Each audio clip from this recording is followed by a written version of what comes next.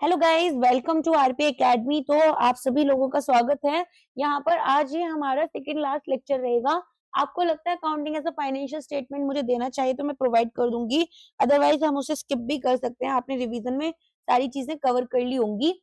चलिए, इसके अलावा गाइस यहाँ पर हमारी टेस्ट सीरीज और फेज 2 कोर्सेज लाइव है सेबी के लिए, तो अगर आप जुड़ना चाहते हैं उन कोर्सेज से तो आप जुड़ सकते हैं। ठीक है, चलिए बात करते हैं यहाँ पर हमारे पहले क्वेश्चन की। तो पहला क्वेश्चन हमारा किससे रिलेटेड है?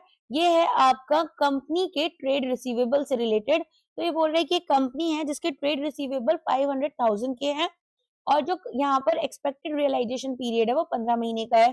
कंपनी के नॉर्मल ऑपरेटिंग साइकिल 18 महीने की है। तो as per schedule 3 how should this receivable be classified in the balance sheet? Receivable है मीनिंग हमने यहाँ पर किसी को बिल बनाकर दिया होगा, सामान बेचा होगा, वो हमें पैसे यहाँ पर पे करेंगे। अब यहाँ पर हमारे पास में अमाउंट कितना है?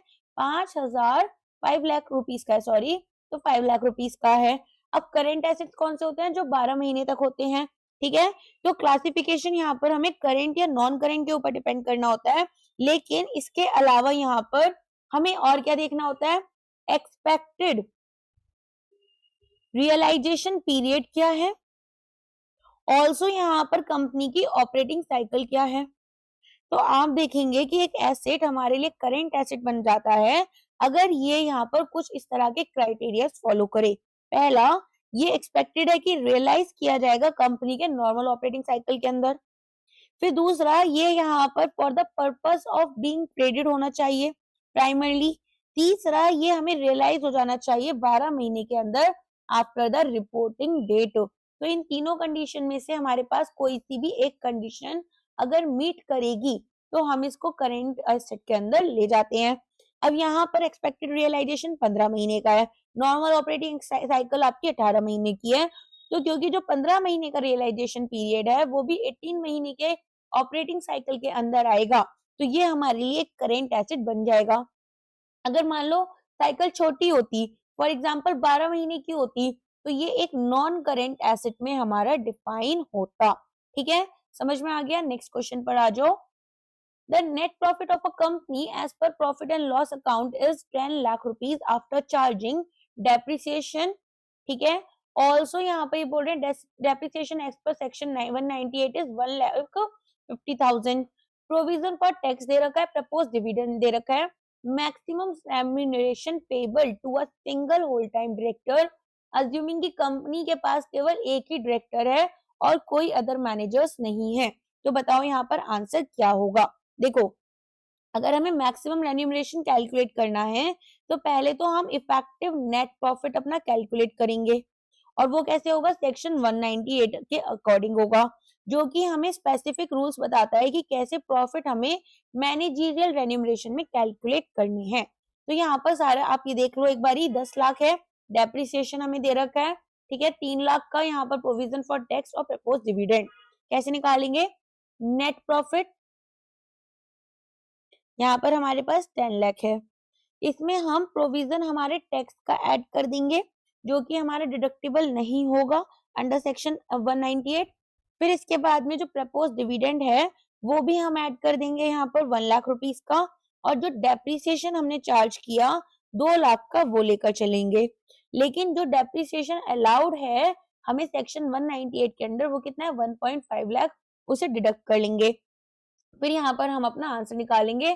तो 14 लाख ये हो गया और 50,000 यहाँ से आ गया, तो 14,50,000 यहाँ पर हमारा आंसर हो जाएगा। समझ में आ गया? अब यहाँ पर हम क्या अप्लाई करेंगे? परसेंटेज लिमिट अप्लाई करेंगे।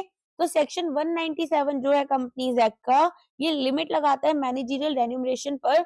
तो जो टोटल मैनेजरियल रेन्यूमरेशन है वो 11% हमारे नेट प्रॉफिट की है और सिंगल होल टाइम डायरेक्टर का यहाँ पर मैक्सिमम 5% का नेट प्रॉफिट है।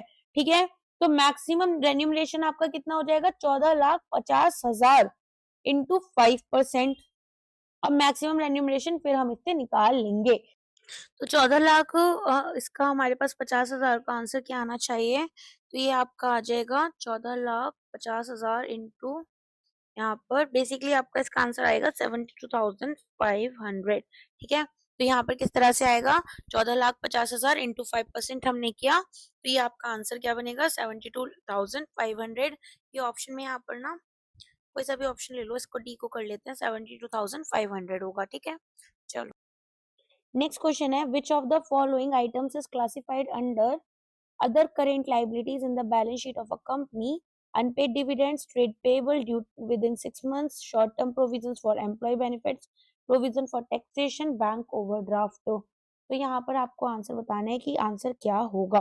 तो देखो हमसे क्या पूछा है, अदर करेंट लाइबिलिटीज के बारे में पूछा है, राइट। तो यहाँ पर अनपेड डिविडेंड्स जो होते हैं, अब ये हमारे पास में क्या होगा, देखो जब हम बैलेंस शीट बनाते हैं तो करेंट लाइबिलिटीज को हम स्पेसिफिक सब हेड्स में रखते हैं, लेकिन जो अनपेड डिविडेंड्स हैं वो हमारे ओसीएल में आएंगी, क्योंकि यहाँ पर जैसे मान लो इंटरेस्ट अक्रूड हो गया, या फिर हमारे पास में कोई ऐसी चीज है जो कि ड्यू नहीं है, ठीक है, या फिर ड्यू है ऑन बोरोइंग्स, और इनकम जो हमें एडवांस में मिल गई, वो सारी आपकी किस में आती है, ओसीएल के अंडर आती है। फिर ये दूसरा बोल रहे हैं trade payables due with in 6 months, तो ये तो करेंट लाइबिलिटीज के अंडर आ जाएगी, है ना, क्योंकि यहाँ पर ये क्या है, बैलेंस शीट के हेड कौन से उसमें रहेगी, जो कि हमारे पास में करेंट लाइबिलिटीज है।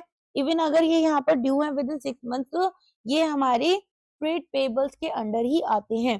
शॉर्ट टर्म प्रोविजंस की बात करें तो जो हमारे एम्प्लॉयज होते हैं दोनों को बेनिफिट मिलता है, प्रोविजंस का भी और प्रोविजंस फॉर टैक्सेशन जो है वो हमारे शॉर्ट टर्म प्रोविजंस में रहेंगे, और प्रोविजन फॉर टैक्सेशन भी आपका शॉर्ट टर्म में आ गया। इसके बाद में बैंक ओवरड्राफ्ट की बात करें तो ये शॉर्ट टर्म बोरोइंग्स के अंडर आएगा, क्योंकि ये यहाँ पर क्रेडिट फैसिलिटी बनाता है फ्रॉम अ बैंक को। तो unpaid dividends, other current liabilities, trade payable के अंडर आएंगे। प्रोविजन आपके टैक्स के लिए ये आपके शॉर्ट टर्म प्रोविजन में आएंगे, और अगर बात करें बैंक ओवरड्राफ्ट की तो शॉर्ट टर्म बोरोइंग्स के अंडर आते हैं, ठीक है। चलो एक कंपनी है जिसके पास में प्रॉफिट एंड लॉस सरप्लस में है, ओपनिंग बैलेंस 2 लाख का, नेट प्रॉफिट ईयर का 5 लाख रुपए है, और जो यहाँ पर इंटरिम डिविडेंड पे किया गया वो 550,000 है। प्रपोज फाइनल डिविडेंड हमारा 1 लाख रुपीज होगा। तो ये पूछ रहे हैं कैलकुलेट करो क्लोजिंग बैलेंस आपके सरप्लस का कितना होगा बैलेंस शीट में as per the current accounting standards, considering accounting standard for schedule 3 treatment of propose dividend. तो बताओ इसका आंसर क्या होना चाहिए। देखो अगर क्लोजिंग बैलेंस निकालना है सरप्लस का तो हमें यहाँ पर बैलेंस देखना होगा statement of profit and loss में कितना है, तो हमें एप्रोप्रिएशन लॉजिक लगाना होगा, जिसमें कि हमें कंटिजेंसीज और इवेंट्स जो हमारे अकाउंटिंग स्टैंडर्ड 4 में कवर होते हैं उनको भी देखना होगा, ठीक है। तो यहाँ पर आ जाओ एक बारी, सबसे पहले यहाँ पर ओपनिंग बैलेंस कितना दे रखा था हमें, ओपनिंग बैलेंस दे रखा है 2 लाख रुपए का। फिर हमें इसके बाद में ऐड करना है net profit for the current year, जो कि हमारा कितना होगा 5 लाख रुपए होगा। इसके बाद में टोटल अवेलेबल फॉर एप्रोप्रिएशन हमारे पास कितना होगा 7 लाख होगा। अब इसमें से ट्रांसफर हम जनरल रिजर्व में करेंगे तो हमारे पास 10% जाएगा हमारे किसका, जो हमारे पास में 500,000 है, meaning net profit for the current year का 10% हमारे जनरल रिजर्व में जाएगा, तो ये कितना हो गया 50,000 हो गया, जिसको हमने डिडक्ट करना है। इसके बाद में यहाँ पर हमारे पास में इंट्रीम्स, ठीक है, जो हमारे पास इंट्रीम डिविडेंड हमने पे करना है ड्यूरिंग पेड किया ड्यूरिंग ईयर, उसको भी डिडक्ट कर लेंगे, ये भी हमारे पास 50,000 था। तो 7 लाख रुपए हमारे पास टोटल आया ओपनिंग बैलेंस और हमारा net profit for current year. फिर 7 लाख में से हमें 50,000 जनरल रिजर्व में भेजने हैं और 50,000 का हमने डिविडेंड पे कर दिया, तो टोटल 6 लाख रुपए हमारे पास बचते हैं। तो अगर बात करें प्रपोज्ड फाइनल डिविडेंड को हमें कैसे ट्रीट करना है, सबसे इंपॉर्टेंट, तो यहाँ पर हमारे पास में जो भी प्रपोज्ड फाइनल डिविडेंड था वो हमारा कितना था 1 लाख रुपीस था। तो अकाउंटिंग स्टैंडर्ड 4 और शेड्यूल 3 क्या बोलते हैं कि प्रपोज्ड डिविडेंड्स को अब हमें अपनी लाइबिलिटी को नहीं मानकर चलना है और हम इन्हें डिडक्ट कर देंगे सरप्लस से इन द ईयर इनको प्रपोज किया गया, क्योंकि जो डिविडेंड है वो प्रपोज हमारे बोर्ड ने किया था लेकिन अभी तक शेयर होल्डर्स ने अप्रूव नहीं किया एनुअल जनरल मीटिंग में, और as of the balance sheet date तो हमारे पास में एक प्रेजेंट ऑब्लिगेशन इसकी कॉन्स्टिट्यूट नहीं होगी, और ये हमारे लिए एक फुटनोट बन जाता है disclosure in the notes to account. And not as a provision और liability on the face of balance sheet. समझ में आया? तो क्लोजिंग बैलेंस हमारे 6 लाख रुपए का हो गया और प्रपोज डिविडेंड जो है उसको हम नोट टू अकाउंट में डिस्क्लोज कर देंगे, ना कि डिडक्ट करेंगे। क्लियर है? आगे आ जाओ। XYZ लिमिटेड के पास एक ऑथोराइज कैपिटल है 100,000 शेयर्स ऑफ ₹10 ईच। अब ये इशू किया गया था, इसने इशू किया 80,000 शेयर्स, लेकिन जो पब्लिक है उन्होंने सब्सक्राइब करा 75,000 शेयर्स को। कंपनी ने यहाँ पर अब कॉल्ड अप बुलाया है फॉर कितना ₹75,000 शेयर्स। अब ये जो कंपनी कॉल्ड अप शेयर है, सब्सक्राइब करा पब्लिक ने 75,000 सॉरी, और कॉल अप कैपिटल हमारा ₹8 पर शेयर है।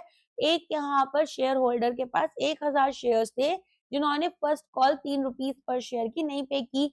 तो what is the amount of subscribe but not fully paid up capital? तो यहाँ पर सबसे पहले ऑथराइज कैपिटल हमारे पास कितना है 100,000, राइट। अब 1 लाख रुपए में हमारे पास में से यहाँ पर हमें देखना है कि सब्सक्राइब कैपिटल कितने पार्ट्स में हम डिवाइड करेंगे। तो 80,000 शेयर्स जो हैं सॉरी 75,000 शेयर्स हमारे पब्लिक ने यहाँ पर सब्सक्राइब करे। अब इसमें से कुछ की हमारी फुल फेस वैल्यू होगी, ठीक है, जो कि हमने कॉल की और रिसीव कर ली, और कुछ शेयर्स ऐसे रहे होंगे जो कि फुल्ली पेड नहीं है। तो अब यहाँ पर कंपनी को केवल ओनली कॉल अप कितना किया था ₹8 किया था 10 रुपए में से, और 75,000 सब्सक्राइब शेयर्स जो हैं वो हमारे subscribe but not fully paid up के अंडर आते हैं। तो अब क्या करोगे? सबसे पहले तो 75,000 यहाँ पर शेयर्स हैं, 10 रुपए के हर एक शेयर है, और 8 रुपए का यहाँ पर आपके पास में इनका कॉल्ड अप है। तो यहाँ पर कितना अमाउंट हो गया 600,000 जो कंपनी ने अमाउंट कॉल अप की। फिर इसके बाद में जो कॉल इन अरीराज हैं वो कितने रहेंगे? तो यहाँ पर जो अमाउंट हमें नहीं मिली वो 1,000 शेयर जिस शेयर होल्डर के पास थे उन्होंने यहाँ पर ₹3 पर शेयर, ठीक है, यहाँ पर पे नहीं किया था जो फर्स्ट कॉल में मांगा गया था। तो ये हमारे पास कितना हो गया ₹3,000 हो गया। तो अमाउंट हमारे पास टोटल कितनी हुई 5,97,000 हो गई। अब इसमें आपके पास में जो टोटल कॉल्ड अप वैल्यू है, फेस वैल्यू हमारी 10 रुपए है, लेकिन जो अकाउंटिंग प्रेजेंटेशन है उसमें अमाउंट जो है कंपनी की वो एक्चुअली उन्होंने 8 रुपए मांगी है, और कॉलिन अरीराज में जो हमारे शेयर होल्डर 3 रुपए अभी तक पे नहीं कर पाए हैं वो अनपेड पोर्शन के अंडर आएंगे, ठीक है। तो इसीलिए जो अमाउंट होगी subscribe but not fully paid up वो आपकी 5,97,000 हो जाएगी। आगे समझ में? तो यहाँ पर ये आंसर आ जाएगा। For a non financial company इनमें से क्या एक्सक्लूडेड है रेवेन्यू फ्रॉम ऑपरेशन से in the statement of profit and loss? तो देखो सबसे पहले बोल रहे हैं sale of product service, interest income on fixed deposit, other operating revenues minus यहाँ पर एक्साइज ड्यूटी आपका क्या किया जाएगा डिडक्ट किया जाएगा। तो देखो सबसे पहले हमें क्या करना है, हमें देखना है कि शेड्यूल 3 क्या कहता है। Statement of profit and loss में हमारे पास में इनकम जनरेटेड हमारे कोर बिजनेस ऑपरेशन से क्या है, और जो सेकेंडरी या इन्वेस्टमेंट एक्टिविटीज हैं उनके बीच में डिफरेंस होगा। तो इंटरेस्ट इनकम हमारी एक्सक्लूड कर देते हैं हम, क्यों? क्योंकि यहाँ पर अगर कोई मैन्युफैक्चरिंग या रिटेल फर्म है, नॉन फाइनेंशियल कंपनी है, तो ये यहाँ पर क्या करेंगे, ये यहाँ पर लैंडिंग तो करेंगे नहीं, है ना, एज देयर प्राइमरी बिजनेस। तो रिवेन्यू इनके पास ऑपरेशन से जो आएगा वो टॉप लाइन इनकम होगी कंपनी के मेन बिजनेस एक्टिविटी से। बाकी यहाँ पर अदर इनकम के अंडर आएगा जिसमें कि इंटरेस्ट उनको बैंक डिपॉजिट से अगर मिला, या डिविडेंड्स उन्हें रिसीव हुए अपने इन्वेस्टमेंट से, गेन से, या सेल किया उन्होंने फिक्स्ड एसेट्स का, ठीक है। तो यहाँ पर रिवेन्यू फ्रॉम ऑपरेशन क्या होगा, सेल आपके प्रोडक्ट्स का, सेल आपके सर्विसेज का, या फिर यहाँ पर आपको स्क्रैप आपने बेचा, ठीक है, अगर स्क्रैप बेचा तो वो भी आपके ऑपरेशंस में से आएगा। एक्साइज ड्यूटी आपकी रिवेन्यू में से डिडक्ट हो जाती है, और इंटरेस्ट एफडीज में अदर इनकम के अंडर आता है। तो ये याद रखना, अगर यहाँ पर फाइनेंशियल कंपनी दे रखी होती, तो जैसे बैंक होता है, बैंक को लोन देकर इंटरेस्ट सबसे ज्यादा इनकम अर्न करता है, वो उसके कोर ऑपरेशंस के अंडर आता है, तो रिवेन्यू फ्रॉम ऑपरेशन के अंडर आता है ये इंटरेस्ट इनकम, ठीक है। अब एक कंपनी रिडीम कर रही है 5,000 प्रेफरेंस शेयर्स को जो ₹100 ईच हैं, प्रीमियम इन्होंने 10% का लगाया, और इशू कर रहे हैं 30,000 equity shares ₹10 each at premium of 20%। What is the amount to be transfer to the capital redemption reserve? देखो अगर हमें सीआरआर में अमाउंट यहाँ पर कैलकुलेट करनी है तो section 55 of the companies act के अकॉर्डिंग जाएंगे, जिसमें कि जो नॉमिनल वैल्यू है हमारे प्रेफरेंस शेयर्स की वो रिडीम की जाएगी और रिप्लेस करेंगे हम, या तो फ्रेश इशू करेंगे शेयर्स का या ट्रांसफर करेंगे divisible profits to the CRR to keep the capital base intact, right. ये सारी बातें अभी मैंने आपको एम्प्लॉय स्टॉक बायबैक सिक्योरिटीज में भी पढ़ाई थी। तो सीआरआर क्या है, नॉमिनल वैल्यू या फेस वैल्यू प्रेफरेंस शेयर्स की, और इसमें से जो हमने रिडीम किए माइनस नॉमिनल वैल्यू या फेस वैल्यू आपके फ्रेश इशू ऑफ शेयर्स की। तो नंबर ऑफ प्रेफरेंस शेयर्स हमारे कितने हैं 5000 और वैल्यू कितनी है 100, तो ये हो गया 5 लाख रुपए, ठीक है। जो 10% का प्रीमियम था रिडेम्पशन पर वो हम सीआरआर के लिए नहीं कैलकुलेट करते हैं, वो सिक्योरिटीज प्रीमियम अकाउंट के अंडर होता है, ठीक है। फिर यहाँ पर नॉमिनल वैल्यू आपके फ्रेश शेयर्स की निकालोगे तो ये कितने हैं आपके पास में, ये यहाँ पर 30,000 शेयर्स हैं और 10 रुपीज के यहाँ पर ये आपके पर शेयर नॉमिनल वैल्यू होगी। तो अमाउंट कितनी हो गई आपकी यहाँ पर 300,000 हो गई, 3 लाख रुपए हो गई। और जो 20% का प्रीमियम था वो भी हमारा सीआरआर फॉर्मूले में नहीं लगेगा, ऐसा भी हमने देखा। तो यहाँ पर अमाउंट कितना आएगा 5 लाख माइनस 3 लाख, 2 लाख रुपए आपका अमाउंट आ जाएगा। ओके,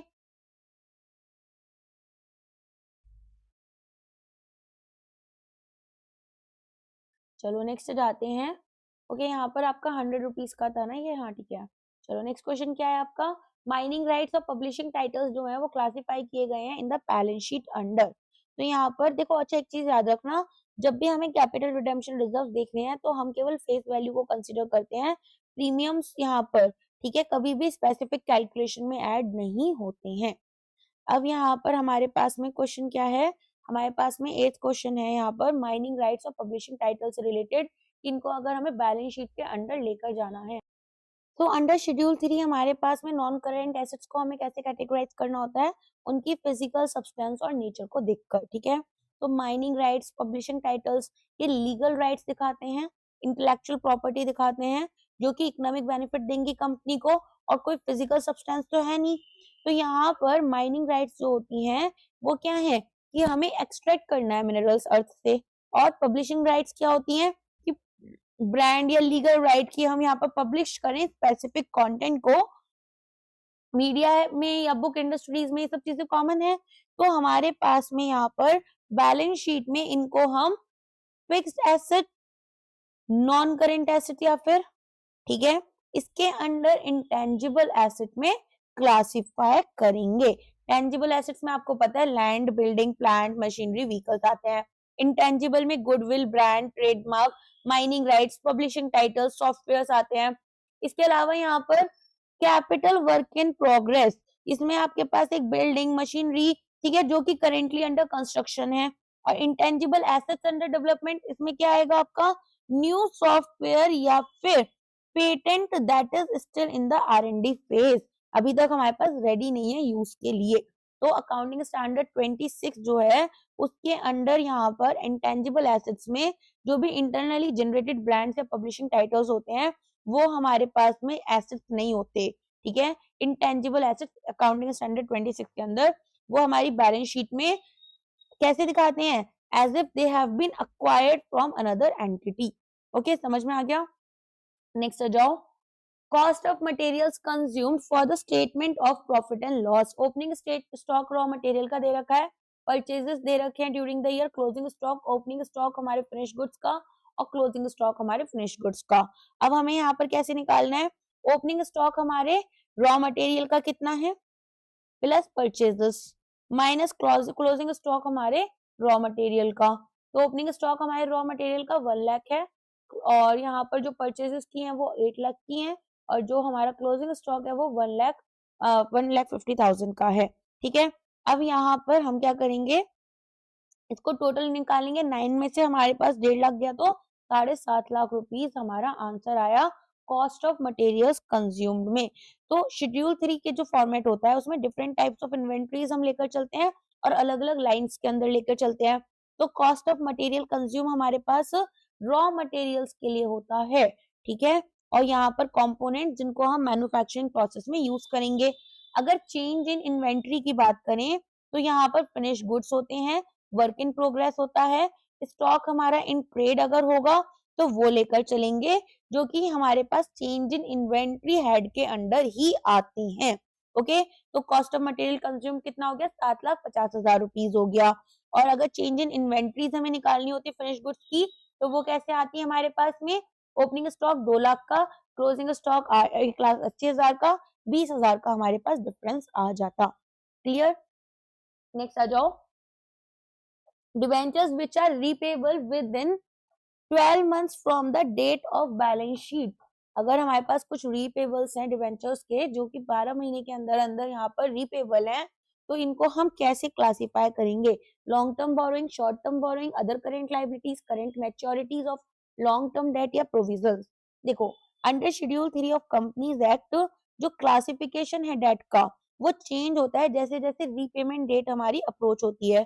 तो नॉर्मली जो डिवेंचर्स होते हैं वो हमारे क्या है, लॉन्ग टर्म बोरोइंग होते हैं, लेकिन जैसे ही रीपेमेंट डेट आपकी 12 महीने की कैटेगरी के अंदर आ जाती है या ऑपरेटिंग साइकिल के अंदर आ जाती है, तो वो हमारे अब यहाँ पर नॉन करेंट तो रहा नहीं। अब हमें क्या करना है, लॉन्ग टर्म बोरोइंग को रिक्लासिफाई कर कर करेंट साइड में लेकर आना होगा, और यहाँ पर हमें current मैच्योरिटीज of long term debt, ये एक स्पेसिफिक हेड बनेगा जिसके अंडर हमें इसको लेकर आना है अंडर द सब हेड।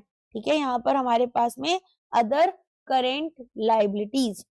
और short term borrowing versus current मैच्योरिटीज में क्या आएगा, शॉर्ट टर्म बोरोइंग्स हमारे पास में लोन्स जो कि हमारे ओरिजिनली हमने 12 महीने से कम समय के लिए लिए थे। ठीक है, और हमारे पास जैसे कोई बैंक का ओवरड्राफ्ट, कैश क्रेडिट हो गया या 90 डेज का कमर्शियल पेपर हो गया। और करेंट मैच्योरिटीज हमारे पास लोन जो कि ओरिजिनली लॉन्ग टर्म थे और बाद में यहाँ पर अब इनको हमें जल्द से जल्द पेमेंट करना होगा, इनका मैच्योरिटी डेट आ चुका है। अब यहाँ पर आप देखेंगे कि अगर हमारे पास में मोर देन 12 मंथ्स बचे हुए हैं और ओरिजिनल टेन्योर 5 साल का है फॉर एग्जांपल, तो ये लॉन्ग टर्म बोरोइंग होगी। क्लियर? नेक्स्ट क्वेश्चन है क्वेश्चन 11, जिसमें कि शेयर कैपिटल के बारे में बोल रखा है 4 लाख, रिजर्व्स हमारे पास 2 lakh, long term borrowing 300,000, current liabilities 100,000, debt as total asset to debt ratio आपको कैलकुलेट करना है। तो सबसे पहले हमें क्या ढूंढना होगा, हमें यहाँ पर बैलेंस शीट इक्वेशन यूज करनी है। तो टोटल एसेट्स हमारे पास में शेयर होल्डर के जो फंड है प्लस जो टोटल लाइबिलिटीज है, आपको बैलेंस शीट इक्वेशन सिखाई थी मैंने। तो शेयर होल्डर के जो फंड हैं वो क्या होते हैं, जो शेयर कैपिटल हमें रिसीव हुई प्लस यहाँ पर जो रिजर्व्स हमारे पास है रिजर्व्स एंड सरप्लस के अंडर, तो ये कितने हैं 400,000 प्लस 200,000 600,000 हो गए। फिर हमारे पास में जो टोटल लाइबिलिटीज हैं वो कितनी है 300,000, और हमारे पास में जो करेंट लाइबिलिटीज है वो कितनी है 100,000। तो अब हमारे पास टोटल एसेट्स कितने बनेंगे 600,000 प्लस 400,000, जो कि हमारे पास में यहाँ पर टोटल कितना बना 10,100,000। और हमारे पास में यहाँ पर टोटल डेट कितना होगा, तो हमारे पास सॉल्वेंसी रेशियो निकालने के लिए स्पेसिफिकली, लेकिन जो डेट होता है ना उसमें हमें क्या लेना है यहाँ पर 300,000 लेना है। क्यों? क्योंकि जब हमें सॉल्वेंसी रेशियोज निकालने तो डेट हमारे पास लॉन्ग टर्म होता है, नॉन करेंट लाइबिलिटीज, और करेंट लाइबिलिटीज को हम एक्सक्लूड कर देते हैं, तो यहाँ पर हमारे पास 10 लाख अपॉन 300,000 आ जाएगा। तो रेशियो क्या बनेगा 3.33:1 का। ठीक है, तो ये क्या दिखा रहा है कि हर 1 रुपए का अगर हमारे पास लॉन्ग टर्म डेट है तो कंपनी के पास में 3.33 रुपीज के यहाँ पर एसेट्स है। जितना हाई रेशियो होगा उतनी ही हायर सेफ्टी मार्जिन होगी लॉन्ग टर्म लेंडर्स के लिए, क्योंकि कंपनी के पास सिग्निफिकेंट एसेट्स हैं कि वो यहाँ पर अपनी लॉन्ग टर्म ऑब्लिगेशंस को फुलफिल कर पाए। Next question, which of the following is not included in cash and cash equivalents as per schedule 3? तो यहाँ पर देखो मैंने आपको बहुत बार बताया कि कैश हमारे पास क्या क्या होता है, बैलेंस विद बैंक होगा, चेक ड्राफ्ट ऑन हैंड होगा, cash on hand of course होगा, यहाँ पर bank deposits with more than 12 months maturity, इसमें एक टर्म हमारे पास एडेड है, अगर हम निकालेंगे तो पेनल्टी लगेगी इंटरेस्ट की, तो यहाँ पर ये हमारे पास कैश इक्विवेलेंट नहीं है। एम्बार्क balances with banks for example unpaid dividends, तो यहाँ पर हमारे पास में ये कैश और कैश इक्विवेलेंट्स के अंदर हैं जिनको हम अलग से डिस्क्लोज करते हैं। आगे समझ में, तो यहाँ पर क्या याद रखना है क्योंकि यहाँ पर बैंक्स के पास में लॉन्ग टर्म मैच्योरिटी का ये लोन रहेगा, हमारा डिपॉजिट रहेगा, सॉरी। तो यहाँ पर अभी तो अवेलेबल है नहीं, पोटेंशियल पेनल्टीज लग सकती हैं, रिस्ट्रिक्शंस लग सकते हैं, तो इनको हम कहाँ लेकर जाएंगे, अदर बैंक बैलेंस के अंडर लेकर जाएंगे, जहां हम 3 से 12 महीने की मैच्योरिटी या अदर नॉन करेंट एसेट्स को रखते हैं। अगर मैच्योरिटी हमारी 12 महीने from the reporting date exceed कर जाती है, अदर नॉन करेंट में 12 महीने के बाद होगी, ठीक है। अच्छा, अब ये जो अनमार्क्ड बैलेंसेस हैं, यहाँ पर जो फंड हमने अलग से रखे हैं अनपेड डिविडेंड के लिए, वो हमारे broad heading of cash and bank balance के अंदर आते हैं शेड्यूल 3 में, लेकिन इनको डिस्क्लोज हमें सेपरेटली करना होता है कैश और कैश इक्विवेलेंट से, ताकि हम रीडर्स को यहाँ पर बेसिकली क्या समझ पाए कि जो बैलेंस शीट रीड कर रहा है, ये जो मनी है ये लीगली रिस्ट्रिक्टेड है फॉर अ स्पेसिफिक पर्पस। आ गया समझ में? नेक्स्ट जाते हैं, एक कंपनी का प्रॉफिट बिफोर टैक्स दे रखा है 500,000, current tax for the year दे रखा है, डेफर्ड टैक्स लाइबिलिटी दे रखी है, डेफर्ड टैक्स लाइबिलिटी क्लोजिंग में दे रखी है। कैलकुलेट करना है total tax expense to be shown in the statement of profit and loss. तो यहाँ पर देखो कैसे सॉल्व होगा। टोटल टैक्स एक्सपेंस क्या होगा, एग्रीगेट होगा हमारे करेंट टैक्स का और हमारे डेफर्ड टैक्स का। तो करेंट टैक्स में अमाउंट ऑफ इनकम टैक्स जो कि हमें डिटरमिन करनी है कि हम इनको taxable income for a period में पेएबल रखेंगे, ठीक है, हमें आगे जाकर भी इसको पे करना होगा। और डेफर्ड टैक्स एसेट मैंने समझाया था ना आज, और वैसी लाइबिलिटीज होती हैं। तो जो टाइमिंग डिफरेंस है टैक्सेबल इनकम और अकाउंटिंग इनकम के बीच में, जो कि हमारा एक पीरियड में एग्जिस्ट करता है, ओरिजिनेट करता है, और यहाँ पर हम इसे रिवर्सल करते हैं 1 या सब्सिक्वेंट हमारे पीरियड्स में, ठीक है। तो यहाँ पर हमें क्या निकालना है, टोटल टैक्स निकालना है। तो सबसे पहले तो हमें यहाँ पर डेफर्ड टैक्स चार्ज निकालना होगा। तो इन्होंने क्या दे रखा है, डेफर्ड टैक्स एक्सपेंस क्या होगा, यहाँ पर डिफरेंस क्लोजिंग और opening balances deferred tax liability के और डेफर्ड टैक्स एसेट जो भी है। तो क्लोजिंग डीटीएल हमारे पास 30,000 था और ओपनिंग डीटीएल हमारे पास 20,000 था। तो डेफर्ड टैक्स चेंज हमारे पास में यहाँ पर 10,000 हो जाएगा। और क्योंकि ये जो लाइबिलिटी है ये इंक्रीज हो गई, ये रिप्रेजेंट करती है एक additional tax expense for the current year, खर्चा बढ़ गया हमारा। तो अब यहाँ पर करेंट टैक्स कितना है आपका, 1,50,000 है, जिसमें कि डेफर्ड टैक्स चार्ज हमारा 10,000 का बढ़ गया। तो टोटल हमारे पास जो टैक्स एक्सपेंस हुआ वो 1,60,000 का हो गया। अब इससे statement of profit and loss में कैसे दिखाएंगे, तो हमारे पास प्रॉफिट बिफोर टैक्स कितना है 5 लाख और करेंट टैक्स हमारे पास 1.5 लाख, डेफर्ड टैक्स 10,000 रुपीज का। तो इन दोनों को हमें यहाँ पर 5 लाख से माइनस करना है। तो ये हमारे पास में कितना हो जाएगा, 3,40,000 हो जाएगा, ठीक है। नेक्स्ट आ जाओ, सिक्योरिटी डिपॉजिट जैसे कि इलेक्ट्रिसिटी या टेलीफोन के लिए अगर हम करते हैं तो वो बैलेंस शीट में क्या दिखेगा, वो बैलेंस शीट में हमारे पास में current asset, non current asset, long term loans, advances, tangible assets या फिर कैश एंड कैश इक्विवेलेंट्स। तो सिक्योरिटी डिपॉजिट्स अगर हैं हमारे पास, देखो शेड्यूल 3 के अंडर ही हम पढ़ेंगे इसको भी। तो यहाँ पर आप देखेंगे कि हमारे पास जो सिक्योरिटी डिपॉजिट्स होते हैं उनको हम उनके नेचर के हिसाब से और कितनी अमाउंट रिकवरेबल है अकॉर्डिंगली जाते हैं, ना कि हमारे स्टैंडर्ड ऑपरेटिंग रिसीवेबल्स के। तो लॉन्ग टर्म और एडवांसेस यहाँ पर आपका आंसर बन जाएगा। क्यों? क्योंकि यहाँ पर देखो सिक्योरिटीज डिपॉजिट जो होते हैं, इलेक्ट्रिसिटी, टेलीफोन या ऑफिस रेंट, ये हमारे लिए लोन्स और एडवांसेस में आते हैं, बिकॉज ये रिप्रेजेंट करते हैं वो पैसा जो कि हमने किसी थर्ड पार्टी को दिया और रिफंड किया जाएगा to the company at a future date, ठीक है। यहाँ पर हम एक फ्यूचर डेट में करते हैं और यूजुअली ये कौन सा होता है, जब हमारा सर्विस कॉन्ट्रैक्ट एंड हो जाएगा। तो यहाँ पर क्योंकि जो डिपॉजिट्स हैं टिपिकली हेल्ड किए जाते हैं bye service provider for the entire duration of contract, तो हम देखेंगे सेवरल इयर्स तक स्पेन करेंगे और हमारा 12 महीने का करंट क्राइटेरिया मीट नहीं करते हैं।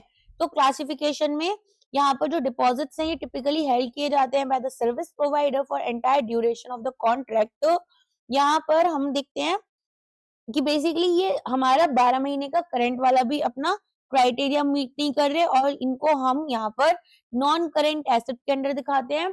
और नॉन करंट एसेट में भी हमारा ये जाता है long term loan and advances के सब हेड के अंडर। ओके, तो यहाँ पर सबसे पहले ही बोल रहे करंट एसेट, तो ये ट्रेड रिसीवेबल्स या डिपॉजिट्स होते हैं जो कि 12 महीने से कम के टाइम के लिए हैं। अदर नॉन करेंट एसेट्स में यहाँ पर ये अनअमोर्टाइज्ड एक्सपेंसेस या इंश्योरेंस क्लेम जो कि फ्यूचर में हमें अभी पता नहीं है रियलाइज कर पाएंगे या नहीं कर पाएंगे। और लॉन्ग टर्म लोन्स में सिक्योरिटी डिपॉजिट्स, कैपिटल एडवांसेस जो कि हमने फिक्स एसेट्स खरीदने के लिए एडवांसेस दिए हैं वो भी आ जाएंगे। और कैश एंड कैश इक्विवेलेंट्स में हमारे पास में petty cash, current account balance या फिर शॉर्ट टर्म लिक्विड इन्वेस्टमेंट्स होती हैं। तो अगर एक सिक्योरिटी डिपॉजिट है और रिफंड कर दी जाएगी 12 महीने के अंदर अंदर फ्रॉम द बैलेंस शीट, तो यहाँ पर फिर क्योंकि कंपनी मान लो अपने ऑफिस मूव कर रही है, कैंसिल कर रही है इलेक्ट्रिसिटी कनेक्शन नेक्स्ट मंथ, तो वो हमारा स्पेसिफिक पोर्शन लेकर चलेगी short term loan and advances का अंडर करेंट एसेट्स। नेक्स्ट आ जाओ, if a company is required to spend on CSR as per section 135 और स्पेंड नहीं कर पाती रिक्वायर्ड अमाउंट, तो इसे फाइनल अकाउंट्स में कैसे शो करना होगा। तो देखो, अगर यहाँ पर अनस्पेंड CSR फंड होते हैं, कॉर्पोरेट सोशल रिस्पॉन्सिबिलिटी, तो यहाँ पर इनको हम किससे गवर्न करेंगे। यहाँ पर देखो, ये ऑनगोइंग प्रोजेक्ट या कुछ तो है नहीं, रेदर ये तो इस पर पेनल्टीज लगती हैं, आपको भी पता है। तो जितना एक्चुअल अमाउंट आपका स्पेंड हुआ केवल वही आप यहाँ पर दिखाओगे, ठीक है, as an expense in the profit and loss account. और यहाँ पर जो कंपनी की बोर्ड ऑफ डायरेक्टर्स की रिपोर्ट आएगी उसमें डिस्क्लोज भी करेंगे कि भाई इसको रीजंस क्या रहे कि आपने पूरा अमाउंट स्पेंड नहीं करा। इसके बाद में ट्रांसफर ऑफ फंड्स, यहाँ पर जो 6 महीने 30 डेज का रूल लगता है, तो नॉट ऑन ऑनगोइंग हमारा प्रोजेक्ट तो होगा नहीं है, तो नॉट एन ऑनगोइंग प्रोजेक्ट जिसमें कि हमारे पास जो अनस्पेंट अमाउंट है उसे हमें किसी फंड में जो कि स्पेसिफाई किया गया शेड्यूल 7 के अंडर, जैसे पीएम केयर फंड है, विद इन 6 मंथ्स भेजना होगा। और अगर कोई ऑनगोइंग प्रोजेक्ट है, अमाउंट ट्रांसफर करेंगे to a special bank account called unspent CSR account 30 दिन के अंदर अंदर at the end of the financial year. अब बैलेंस शीट में ये हमारे लिए एक लाइबिलिटी होती है, क्योंकि वंस द ऑब्लिगेशन कि हमारे को कोई फंड्स ट्रांसफर करने हैं वो अराइज हो गई। अब यहाँ पर क्या हो गया कि भाई शेड्यूल हमारे पास में 7 के अंडर हमें इसको भेजना होगा, तो अनस्पेंड अमाउंट हमारी CSR लाइबिलिटी बन जाती है, जो कि अदर करेंट लाइबिलिटीज के अंडर एक आपकी एग्जिस्ट करेगी। समझ में आ गया। पहला बोल रहे हैं कि इसको एक लाइबिलिटी मान लो बैलेंस शीट में। देखो, लाइबिलिटी तो ये बनेगी जब ईयर एंड होगा, क्योंकि ट्रांसफर ऑब्लिगेशन हो गए। जो प्राइमरी रिपोर्टिंग रिक्वायरमेंट होती है और जो लीगल मैकेनिज्म है वो क्या बोल रही है कि भाई ये स्पेंड करना फेल कर चुके हैं, तो डिस्क्लोजर में भी वही देखना है और स्पेसिफिक फंड ट्रांसफर्स हमें डिस्क्राइब करने होते हैं, जैसे यहाँ पर इन्होंने बोल रखा है, ठीक है। फिर आपके पास में ये बोल रहे हैं कि only the actual amount spend is shown as an expense. तो देखो, स्टेटमेंट ये करेक्ट सा तो है लेकिन थोड़ा इनकम्प्लीट है, क्योंकि लॉ मैंडेट ये भी कर रही है कि वो जो अनस्पेंड पोर्शन है उसका आप क्या कर रहे हो वो भी आपको बताना होगा। केवल ये कहकर इग्नोर नहीं कर सकते कि एक्सपेंस जो है हमने करा नहीं। इसके अलावा ये बोल रहे हैं कि इसको हमें डिडक्ट करना है फ्रॉम द शेयर कैपिटल, तो ऐसा कुछ नहीं है, शेयर कैपिटल अलग हो गया, CSR कंप्लीटली यहाँ पर एक अलग कॉन्सेप्ट है। It is ignored if the reason is valid. तो देखो, अगर वैलिड रीजन है और अनस्पेंट अमाउंट को स्टिल हमें एक स्पेसिफिक फंड में ट्रांसफर करना होता है। तो अगर एक ऑनगोइंग प्रोजेक्ट है तो हमें 30 दिन के अंदर अंदर अनस्पेंट CSR अकाउंट बैंक के साथ जो हमने खोला उसमें भेजना है। अगर अदर देन ऑनगोइंग प्रोजेक्ट है तो हम इसको शेड्यूल 7 के फंड के अंडर डाल देंगे विद इन 6 मंथ्स। और अगर प्रेजेंटेशन करनी है तो डिस्क्लोजर में करेंगे, बोर्ड रिपोर्ट के, और लाइबिलिटीज में शो करेंगे बैलेंस शीट में। एक company had issued 10% debentures of ₹10 lakh, interest payable है 30 जून को, 31 दिसंबर को, कंपनी क्लोज करेगी बुक्स 31 मार्च को। शेड्यूल 3 के अकॉर्डिंग जो इंटरेस्ट है जनवरी से मार्च तक, इसको हमें कैसे क्लासिफाई करना होगा। तो यहाँ पर शेड्यूल 3 में हमारे पास में बहुत ही बड़ा डिफरेंस आता है कि interest that has been simply accumulated और interest that is legally payable on the balance sheet date. अब अक्रूवल बेसिस में हम क्या देखेंगे, क्योंकि कंपनी ने यूज किए हैं डिबेंचर फंड्स को फ्रॉम द जनवरी टू मार्च, एक एक्सपेंस हमारा इनकर किया जाता है, देयरफॉर जो इंटरेस्ट होगा वो रिकॉर्ड करेंगे अक्रूड होगा for those 3 months to match the periods expenses. और पेमेंट डेट की बात करें तो जो नेक्स्ट पेमेंट डेट होगी वो जून 30 होगी, क्योंकि जो बैलेंस शीट डेट है वो मार्च 31 है। कंपनी लीगली यहाँ पर इंटरेस्ट डिबेंचर्स होल्डर्स को नहीं पे करेगी उस स्पेसिफिक डे पर, ठीक है। तो इंटरेस्ट अक्रूड है लेकिन ड्यू नहीं है, तो interest for that period has been earned by the lender but the schedule payment date has not been arrived yet. और इंटरेस्ट अक्रूड है लेकिन ड्यू भी है, तो पेमेंट डेट हमारी पास हो चुकी है, कंपनी ने यहाँ पर इंटरेस्ट पे नहीं करा। एक एग्जांपल से समझते हैं। मान लो प्रिंसिपल आपके पास 10 लाख रुपए का है, रेट आपका 10% पर एनम का है, पीरियड आपका 1 जनवरी से लेकर 31 मार्च तक का है, ठीक है। तो 3 महीने हो गए। अब यहाँ पर अमाउंट क्या होगा आपका, 10 लाख इंटू 10% इंटू 3/12, राइट। तो ये 25,000 हो गया आपका। अब यहाँ पर क्योंकि बैलेंस शीट हमारी 31 मार्च में बन रही है, तो 25,000 रुपए हमारी अदर करेंट लाइबिलिटी में दिखेंगे as interest accrued but not due on borrowings. तो हमसे क्वेश्चन में क्या पूछा गया है, बैलेंस शीट क्लासिफिकेशन के बारे में पूछा गया है, लेकिन जो अमाउंट है वो भी हमें स्टेटमेंट ऑफ प्रॉफिट लॉस में दिखानी होती है under the head finance cost. इसमें दिखाएंगे फाइनेंस कॉस्ट के अंडर इसको दिखाएंगे। आगे समझ में। तो यहाँ पर आंसर आपका other current liabilities at interest accrued but not due. Next आ जाओ।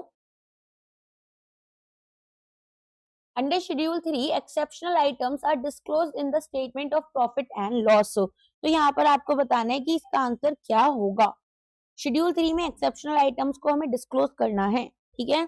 तो यहाँ पर हम इनको कैसे डिस्क्लोज करेंगे, not of tax as a separate line item from profit after tax, as a part of other expenses, as a separate line item before tax expense, only in the notes to accounts and not on the face of profit and loss under the head extraordinary items। तो बताओ यहाँ पर क्या answer आपका बनेगा। देखो जो statement होती है प्रॉफिट एंड लॉस की, उसमें एक स्पेसिफिक, ये जो साउंड आया था ये एक्चुअली मैं हीटर ऑन कर रही थी ब्लोअर को, बिकॉज बहुत ज्यादा मुझे ठंड लग रही है, तो सॉरी, उसके लिए मैंने ध्यान नहीं दिया, पॉज कर नहीं किया था। चलो, statement of profit and loss जो है वो एक स्पेसिफिक वर्टिकल फॉलो करती है फॉर्मेट, ठीक है। तो यहाँ पर आइटम्स हमारे सिग्निफिकेंट साइज के, नेचर के, इंसिडेंसेस के होते हैं। तो क्या होते हैं, सिग्निफिकेंट साइज, नेचर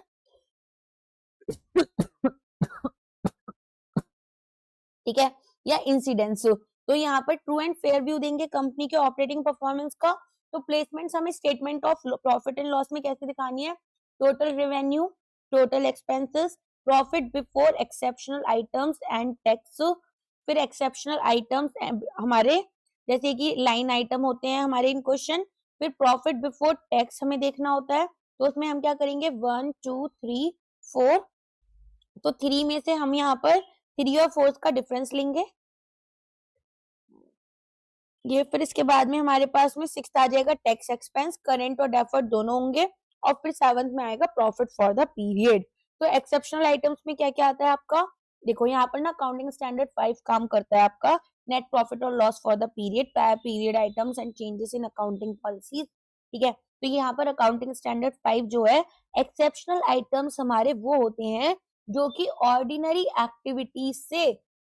एक्टिविटीज से अराइज करते हैं, लेकिन यहाँ पर कैसे है, सच साइज, नेचर और इंसिडेंस की इनका जो डिस्क्लोजर है वो रेलेवेंट हो कि परफॉर्मेंस हमें एंटरप्राइजेस की बता पाए। जैसे राइट डाउन करा इन्वेंट्रीज का ताकि हमें नेट रियलाइजेबल वैल्यू पता चले, रिवर्सल करा किसी प्रोविजंस का जब हमने रीस्ट्रक्चरिंग की थी कॉस्ट की। प्रॉफिट या लॉस होता है on the disposal long term investment या फिक्स्ड एसेट्स का। लेजिस्लेटिव चेंजेस हो गए जिसका रेट्रोस्पेक्टिव एप्लीकेशन था। रेट्रोस्पेक्टिव मतलब बाद में समय में, मतलब जो समय बीत चुका है। जैसे मैं बोलूं अगर किसी ने मर्डर किया है तो उसके ऊपर रेट्रोस्पेक्टिवली भी 10 साल की सजा होगी। मीनिंग आज ये लॉ बनी है लेकिन आज से 10 साल, मतलब आज से यहाँ पर पहले भी अगर कोई मर्डर हुआ है और किसी को पकड़ा गया है तो तब भी उनके ऊपर 10 साल की ही सजा लगेगी। ओके, तो यहाँ पर हमारे पास में आंसर क्या हो जाएगा, आपका आंसर हो जाएगा ऐसा separate line item before tax expense. अच्छा, यहाँ पर बाकी ऑप्शंस क्यों गलत है, आइटम यहाँ पर shown as net of tax as a separate line item before profit after tax, ये हमारे यूजुअली डिसकंटिन्यूड ऑपरेशंस के अंडर आते हैं। एक्सेप्शनल आइटम नहीं है ये, डिसकंटिन्यूड ऑपरेशन। दूसरा as a part of other expense, तो यहाँ पर ये हमारे पास में कैसे आएंगे, यहाँ पर हमारे पास में इनको सेपरेटली डिस्क्लोज करना है क्योंकि इनकी सिग्निफिकेंस जो है तो इनको हम अगर अदर एक्सपेंसेस में हाइड करेंगे तो वो ट्रांसपेरेंसी लैक करेगा।